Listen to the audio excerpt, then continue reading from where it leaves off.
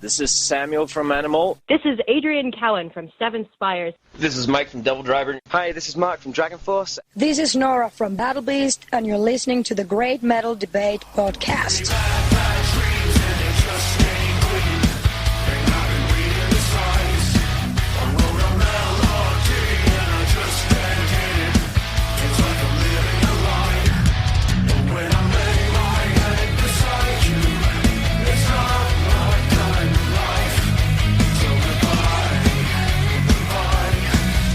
Hey podcast listeners, welcome back to the show for another metal artist interview. Today I'm joined by Jake from Aether Realm. I was hoping to record this interview with you in person last month in Nashville when you all were slated to come through on tour with Power Thrasher's Paladin.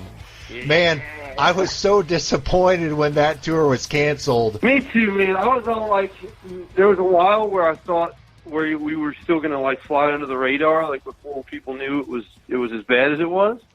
Because at first it was like, all right, well, no more than 500 people in a gathering at a time, and I was like, that's easy, man. We don't get 500 people at our shows, no problem. And then that number started going down farther and farther, and we finally were like, oh shit, that's us. Dude, the venue you guys were slated to play in Nashville, you can't get 50 people in that place. Yeah, dude, I heard. The thing is, I don't know whether we're going to end up playing when we finally get back out, whether it'll be all the same venues or whether it's going to get shuffled around a little bit, probably the latter. But I definitely had someone telling me about that particular one that was like, oh yeah, man, that place is it's very small, a very sort of pay your dues type venue. I was like, great. Man, it is perfect. Like, you're tied in there, man. I mean, you're like face to face with the fans. It's awesome. I would rather play a small venue and have it be packed than like a big one and it's like half full. So generally, I'm always all right with the smaller venue style. I was actually super excited to see you all with Paladin because I think there's some similarities but some contrast. I mean, do you think there's a chance you guys might be able to work it out to go out with them again in the future? Yeah. We're still got it in the works where we're trying to just reschedule the same tour kind of as is. And we're really lucky. We've got a guy named Aaron Gray, who is our new booking agent. He's their first ever booking agent. I was doing all the stuff before that,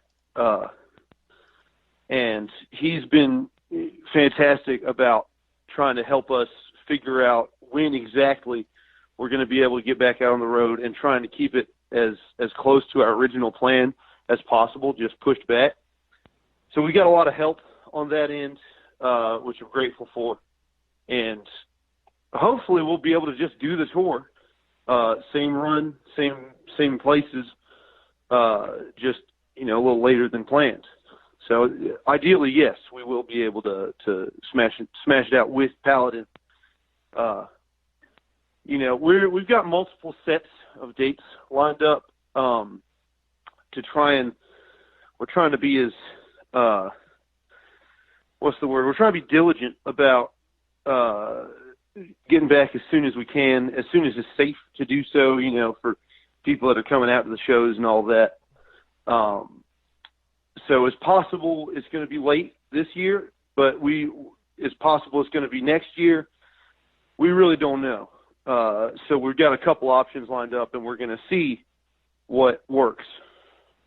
I wanted to ask you about that. I know as a fan, I listen to music all day long, but there's no substitute for the experience of the live show. I just wonder, as a musician, what's it like been not only not being able to perform live, but not really knowing when the next opportunity is going to be? It sucks big time.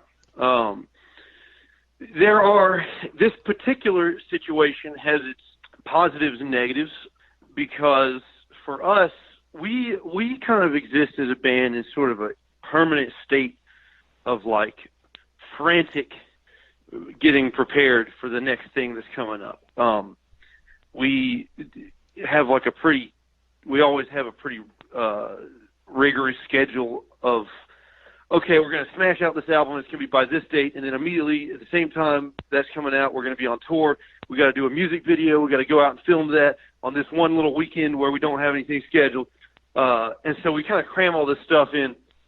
And what that means for the show is that with the original plan, we were pretty limited in what we could present live, from the new album, but also from old albums, because we have to have time to practice it and get tight.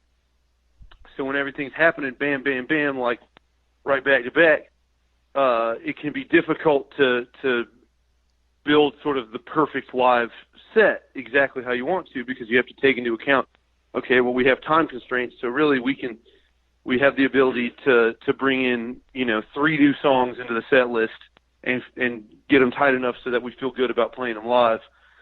Whereas now we sort of have, it's sort of like the world is our oyster. We've had this sort of forced period of not having that rigorous schedule like we usually do. So trying to look at the bright side of things, hopefully that for us means when we finally get back on the road, we'll have refined our set list and gotten it tighter. So, there's kind of this curse of when you're a band and you work and you haven't made it, so it's not really your job. You will go out on tour and the first 3 shows is kind of oh, well, we got through it. And then by the rest of the tour, you're really nailing it. So hopefully this one, we won't have that. We'll just be nailing it from the start. We'll see.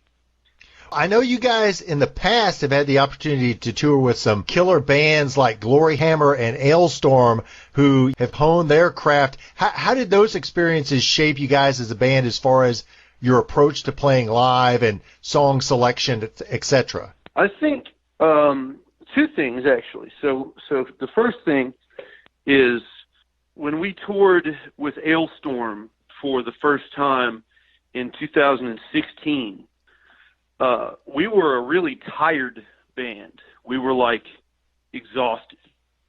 We had been sort of doing it all on our own. Up until then, we had managed to pull off this crowdfunding to do the Tarot album, and of course that obviously we had a whole lot of help from the fans, but one thing that I think every person that's sort of new to crowdfunding an album probably does, I certainly was no exception, is you definitely always underestimate the amount of work and the real cost of what the thing you're making is. So while we raised a whole bunch of money, it was still we wound up dipping into our own pockets, which is what we would have done. It's what we did on our first album anyways. It's not like that's such a huge burden or anything. It's just you do it several times in a row, and you feel man, I wonder if by album 3 are we going to be playing big shows, or by album 4? I don't know. This is kind of an uncertain feeling. Is it one of those things where however much you think it costs, double that? Yeah, I would say that's probably the safe way to do it. And so there were a lot of nights just sort of surrounded by packages and trying to figure out what's going to who, and very overwhelming experience there. We got a lot of it out, but we ended up getting some outside help to come in and help us out in the form of the owner of our old record label, which was Laura Greenwood, and the record label was Primitive Ways. She helped us sort of dig ourselves out of that. But the point was that we've spent a long time being a local band. A great deal of our career has been, we sold tickets to open for Ailstorm on Pagan Fest 2012, and, didn't make shit for money or anything, but we had a great time then. We were tired, though, in 2016 when we toured with Ailstorm. We were really tired, and we're not sure whether we were going to keep doing it. And so we got this opportunity to tour with Ailstorm sort of out of the blue. Chris lives in Tennessee, and we had a show in Tennessee, and he came out, and we all hung out. It was kind of just seemed nonchalantly. It was hey, you guys want to tour with us sometime? And my eyes kind of got big. I said, yeah, man, holy shit. Y'all are a real band doing it. And so that was the first tour we did where it wasn't like a DIY situation, where we didn't just build our own spreadsheet and figure out which venues we were playing and make all the calls and all the emails ourselves. It was the first time that the tour was just presented to us, and we got to go on it. And it was the first time we got out and started playing these shows for, hundreds of people a night, which for us, was just crazy. We were used to 20 people a night or 30, or on a really good night, maybe we'd get near 100, in our hometown or something like that. And that's always counting like your friends, the other opening bands, And so on that tour, that 2016 tour, it was sort of a revitalization for us because we had spent so long just kind of not knowing whether it was going to be something we were going to be able to really pursue to the degree we are now.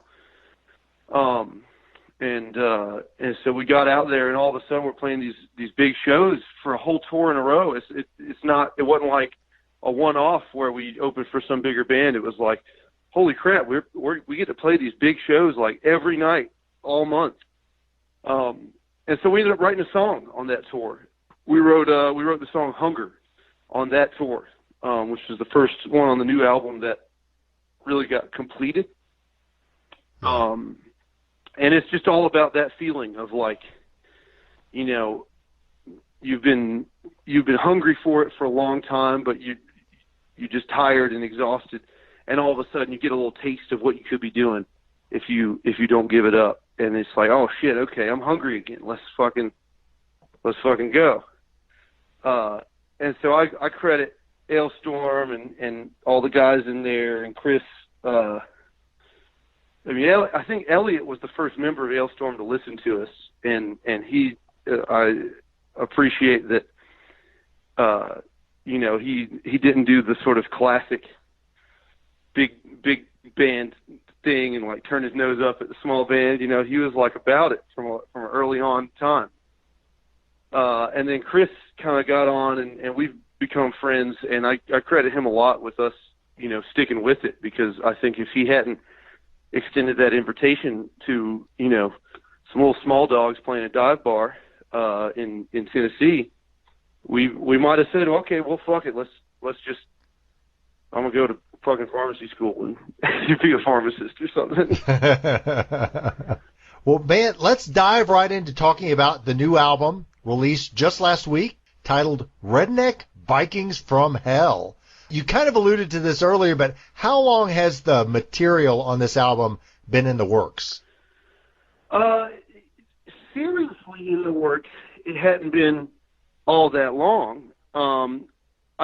It's been long. It's been since at least obviously at least since 2016 was when we wrote Hunger.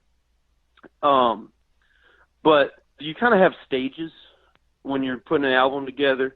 You have the sort of preliminary stages which is sort of where you're idle at as a musician and as a writer. You're idling at this.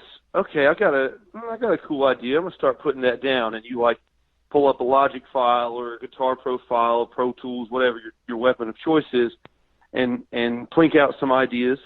Okay, cool. That's tight. That sounds pretty cool. That might turn into something. You save it, close it out.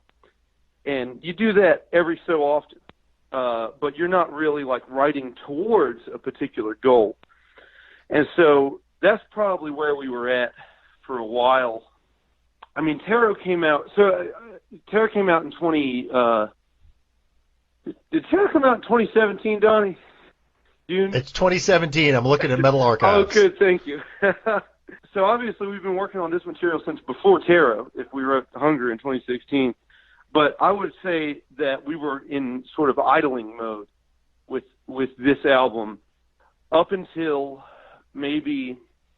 probably until 2018. That was when we really started setting dates for ourselves, because that's the sort of next phase. As you say, okay, we've got a lot of these little bits and pieces here. Maybe we've got a song done. Maybe we've got like an idea for the full album at this point. And so once you've got all that and you're ready to take that next step, you go into phase 2 where you set a deadline that you want to reach, and you set some like parameters for yourself of how you're going to be working on it. And this is sort of the stage where you start to you're maybe not like necessarily tossing material at this point, but you're starting to figure out what you're really going to use and focus on. And that's where you start to, like, every day you come home from work, you say, okay, well, I'm going to take a crack at this song. I'm going to take a crack at this song. And the album starts to sort of come together. And maybe you haven't booked your studio time yet at this point, but you're starting to look at options for when you're going to really get into that. And then, I guess 2019 was when we sort of entered that final, well, I guess I wouldn't call it the final stage, because I really think the last week of mixing is sort of the final stage. But 2019, we booked our studio time, and that's sort of when it's like, okay, there's not really any going back at this point. We have to get it to this deadline in particular. And I think that that's important as a band, to set yourself these deadlines to work towards, because you can always do more. Like, you can always add additional layers of sounds. You can always refine it a little bit more. Like, you could refine it for years and years and years, and you know, all of a sudden you realize it's been 10 years and you haven't put anything out. I think it's important to make a conscious decision to say, okay, we're going to work towards this date. And there's never been an album we've put out that I've listened back to and been like, this is perfect. We did it perfectly. There are no flaws on this album. There's problems on every single album that we put out, and I can hear them when I listen to the album later on. But I think the alternative is, like, you just don't really put stuff out often at all. And I'm the type of person that likes to regularly, you know, putting an album out for me is like this big release of emotion, as well as, you know, the literal release of an album, because it's like, oh shit, okay, finally it's fucking done, and I'm going to chill for a little bit until we start out the process again for the next one. Well, there's a lot of emotion on this album and a lot of stylistic things that I really enjoy. I love hearing that bluegrass influence on the title track. Oh, man, yeah. It reminds me of so many Eastern European metal bands that I love, bands with Cyrillic lettering in their names that integrate the native folk influences into their music. Do you feel like you're taking kind of a risk musically in doing that? Because not a lot of American bands will take that route. I mean, yeah, and it's, you read the comments on stuff, like, sometimes people hear that shit and immediately are just like, oh, well, this is just a joke. Like, that, I figured it out. It's a joke. And it's like, no, that's not a joke, man. Like, we're writing music and we think it's good. Like, it's fun. It's definitely fun, and can definitely be funny. Like, lyrically, it can be funny, but musically, none of it's ever a joke. It's all about, you know, writing music that makes you feel something good. But we definitely knew that there were going to be naysayers. You know, anytime you do something that's like weird territory, and anything that's hadn't really been touched a lot is going to be considered weird territory. There are going to be people that are just like, well, this is useless. This is pointless music here. Or, you know, this is just for the meme value or whatever. But I can say with 100% honesty that I'm really glad, I'm really hyped and glad that we were able to do a piece of music that unabashedly represents us as where we're from, which is North Carolina. And I think most people don't think of North Carolina and think, like, oh, epic mountains and, you know, these vast plains, and it's this, you know, epic land of adventure. Like, people think rednecks and trailers and stuff. Especially people that aren't from here, people that are from, the farther away you are, the more you might just kind of lean on the stereotype of what you think this place is like. And so I thought that it would be cool on the concept end to mash together this sort of perception that everyone has of what they think North Carolina and its people and its landscapes and all that, what they think that's all like, and smash it up with the stuff that we've done, our whole career as a band, which is trying our best to write this epic, adventurous music, and sort of mashing up. And we've gotten help in doing that from like Ben Turk, our orchestrator.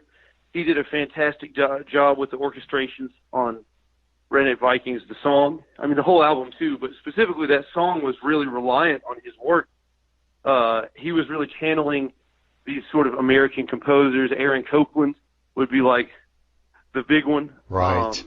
And, and then of course me and Donnie got in there and started channeling, like, Donnie introduced me to this artist named C.W. McCall, which is, he's got a song called Convoy, and it's got that sort of talky vocal that we utilize in the verses a little bit.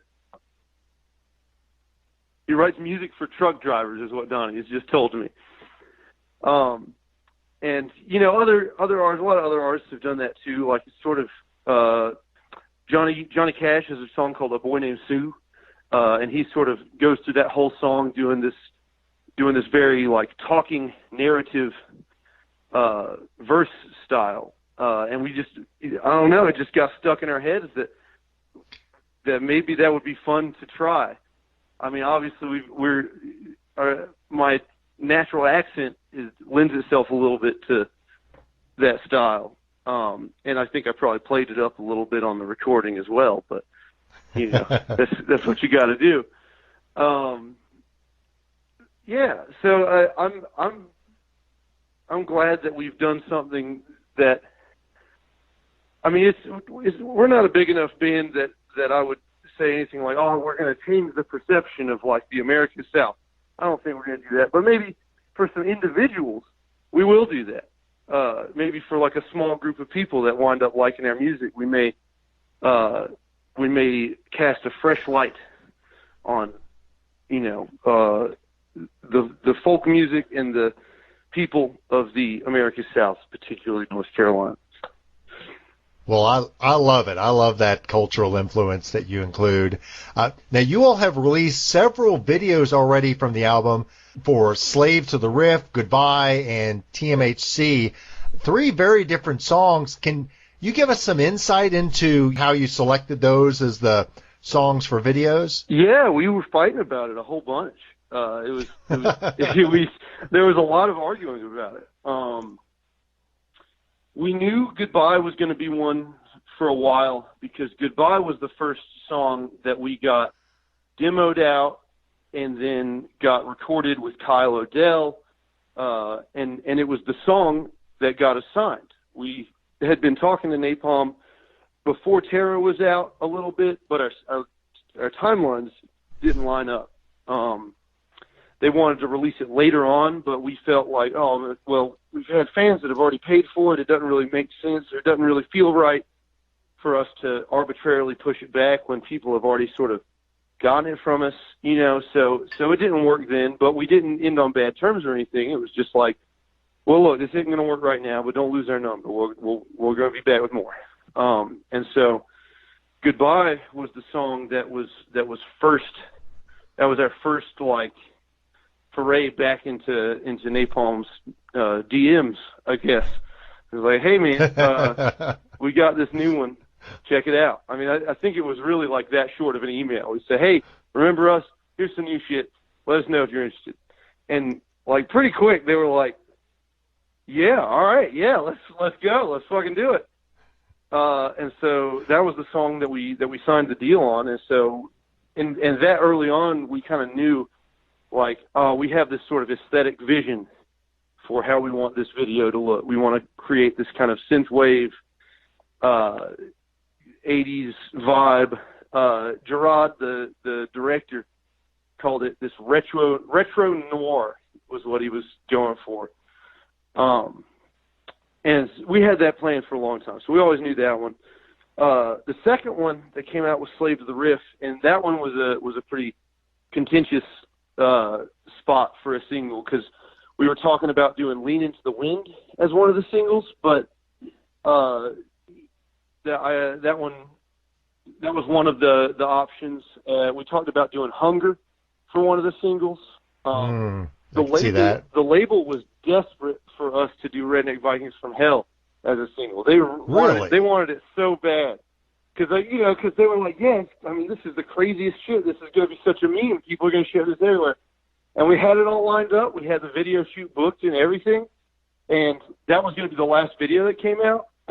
And then we were going to fly out to L.A. to do it with Gerard again, who did Goodbye. We sort of trust him and trust his team.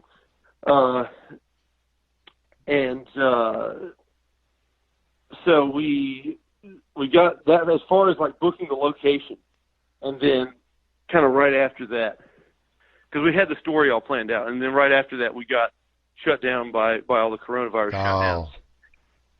And so that's when we started coming up with backup plans for like what the last single was going to be. And we tried Lean Into the Wind again at one point, and then we had tighter restrictions that prevented our drummer from coming up from where he lives in Raleigh, North Carolina, about 5 hours away, to Asheville, which is where we live. So that one got squashed too, and we were all like, oh man, I don't know what we're going to do. And my bud Nick, who did the animated videos for Slave to the Riff and for Guardian, he was the one that had the idea of like, hey, what are you doing, man? You got all these fans like that are really dedicated to the music. Let's just get them to help us out and get everybody to film themselves having a good time. And so Nick kind of saved our butts with that idea there, which is when we kind of got everybody that we did it all in private. We didn't want to like do a public call for it because we felt like it was going to get out of hand. So we got some help from our buds DJ and Julie. They run our like fan club on Facebook. They reached out to a bunch of friends and a bunch of fans individually, and got everybody to submit this footage of them rocking out to this song, and we all put it together. So TMHC became a song of necessity, a single of necessity, because I'm really glad with how it came out, because I've loved that song the whole time. I'm a big fan of that sort of Bodom-esque, Bodom worship style of music. And how cool was it to have fans who contributed to the artistry there, man? To me, that's awesome. I mean, we every night, as like right after we put the call out, there was about a 10-day period while we were getting stuff back in, and every night we would call. Like I'd get home from work and I'd crank up the computer, and we would all gather around and watch the footage from that day, like from that got submitted that day, and there was always just like a ton of amazing shit where we were just like rolling because of how funny the shit that people sent in was, or sometimes like there'd be some footage and we'd be like, oh my god, this actually looks awesome, like these guys look cooler than us. Like there was James and Aaliyah Greger out in Chicago submitted some footage, and at one point I think she's shredding on like a shovel while James has got like a leaf blower off screen and he's like blowing her hair. And I'm like, holy shit, they're going harder than we do. So yeah, I mean it was fantastic and it was really emboldening. Like holy shit, people are actually doing this. They're actually sending their footage and agreeing to help us out. And I wasn't sure whether it was going to be like that or whether it was going to be like 5 days in with no submissions and just like, oh shit, we're fucked, guys.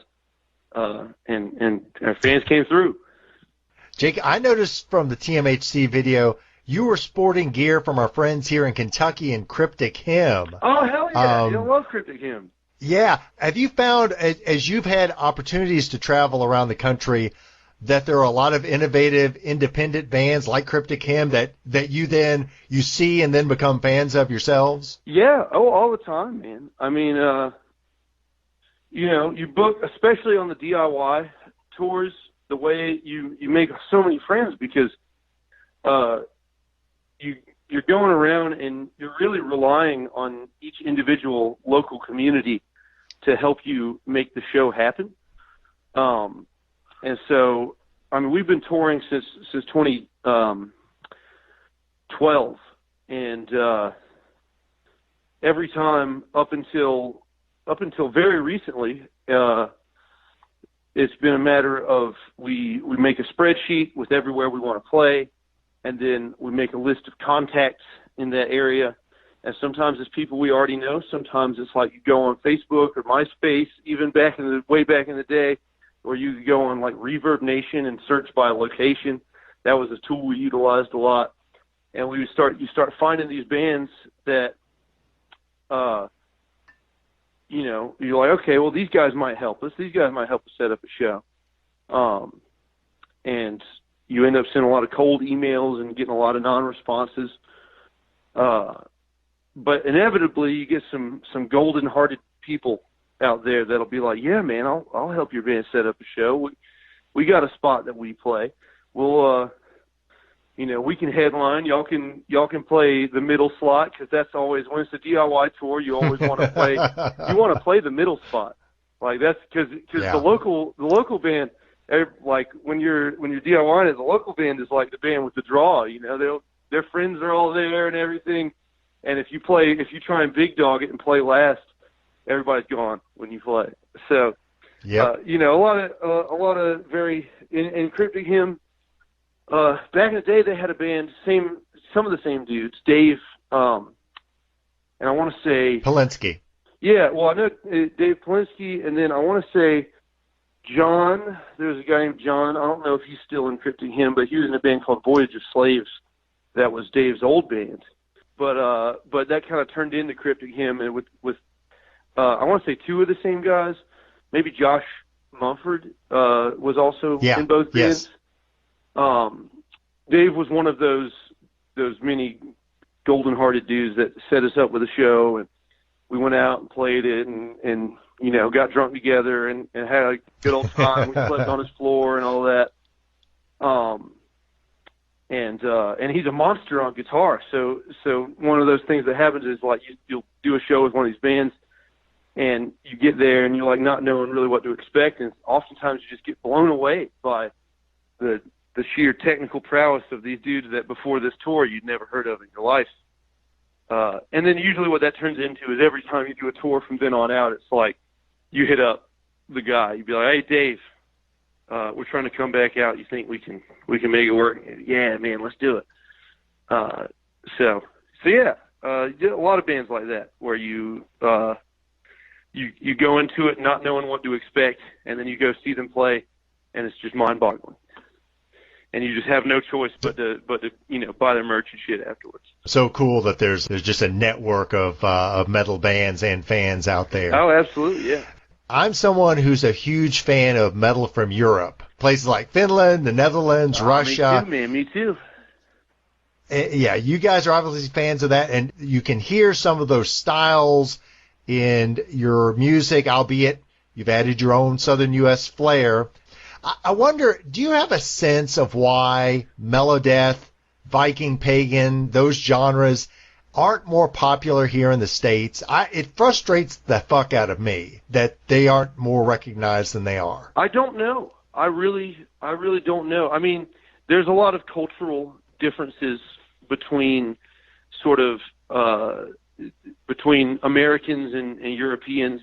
There's a lot of cultural differences within the United States. I mean, obviously, North Carolina and New York City are two very different places. Even the biggest city in North Carolina is a very different place from New York City or from L.A. or from Iowa. I mean, or Kentucky. It's the U.S. is a big ass fucking place. True. With a lot of different little pockets of cultures all scattered all over the place. And so the best way I can think of it is the same way that, different animals evolve different ways in different parts of the world.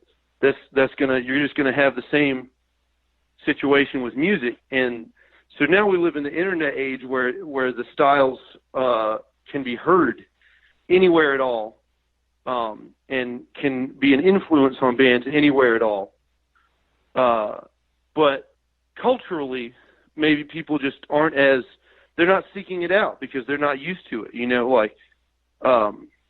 A kid that's grown up with Slipknot and maybe Korn and Limp Bizkit. Let's just throw those three in the pot. If you've grown up with those bands, and I did grow up with those bands to a degree, you might not necessarily even know to try and seek out Interferum, a band that's also doing metal, also lives under the big umbrella term of metal, and does a lot of stuff that's, that really speaks to me on a personal level as someone that really loves.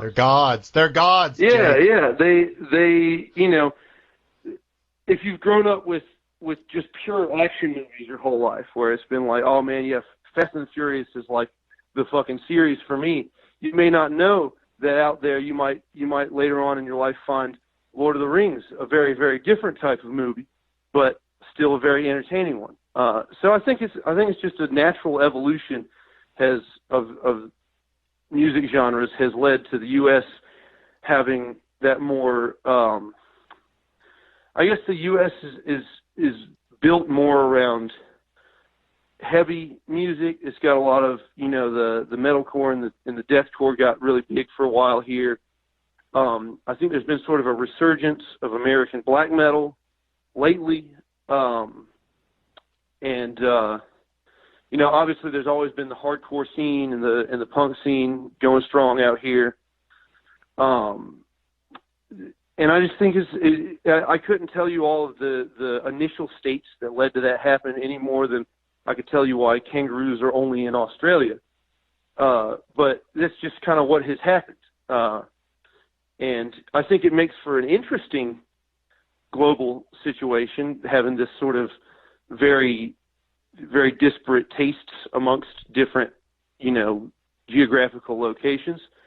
But it can also be a difficult one to deal with, especially when you're a band in the U.S. and you're trying to break through with something, and it's like music that no one's really ever sought out before. They don't necessarily know what to think about it.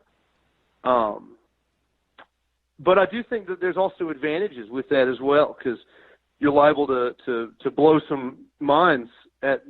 We've spent a lot of time coming up playing shows, and even still do, with bands that are also metal but don't necessarily sound anything like us, that don't really pursue the epic and grandiose route.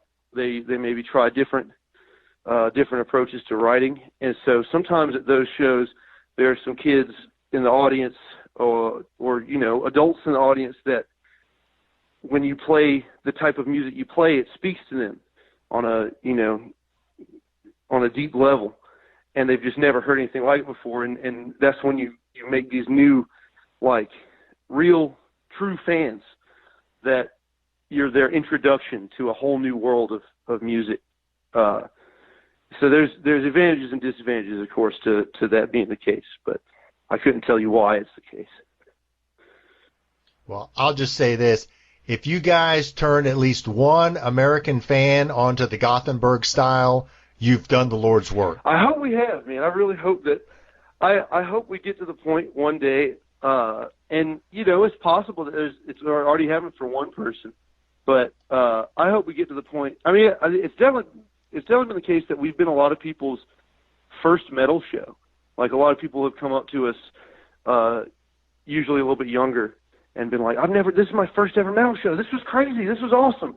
And there's a really good feeling that stems from that. But, I hope that we have the case where someone hears Lean Into the Wind, and they've never been exposed to that sort of style of music before. And then later on, they find, like, Blinded by Fear by At the Gates. I haven't heard any news of this actually happening anywhere yet, but it would be really cool if it did. It'd be a wonderful story, man. Yeah, it feel like a cycle coming full circle, like, because that's a lot of the styles that got me to the point where I wanted to work on music like that. Wrapping up with you, Jake, what is the best way for fans to purchase music and merchandise from Aether Realm, including the new album, Redneck Vikings From Hell? Well, you can always go to napalmrecords.com or napalmrecordsamerica.com if you want a physical copy. That's a good spot to get them. We're going to put up, we had a bunch of copies that we had ready for tour that the label sent to us, and since we aren't touring in the immediate future, this is kind of on the DL right now, but I guess it's going to be up as soon as anything, so I don't have a problem saying it. We've signed them all, and we're going to put them up for sale in our online store, which can be found at holymountainprinting.com. And they've got all of our American merch as well, which is Napalm has like an album cover T-shirt that you can get if you're looking for that. But if you're looking for other merch, we're always working with a bunch of different artists, and you can find all that on holymountainprinting.com. As far as listening to the album digitally or anything like that, anywhere you want to consume it is fine by me. It's on Spotify, it's on YouTube, it's on Apple Music, Bandcamp. I would say anywhere that you can get music, you're going to be able to find it. And I think a lot of people come to us sometimes saying, like, what benefits you the most? It all is fine, man. I'm just glad people are listening. So, wherever you want to listen to it. Well, I want to encourage fans to give this band a listen. Stylistically, this is what American metal should sound like. So check them out, give them a listen, watch for them getting out on tour either later this year or possibly next year. Jake, thank you so much for taking the time. I so appreciate it. Thank you, Robin. I appreciate it. Thanks for having us on.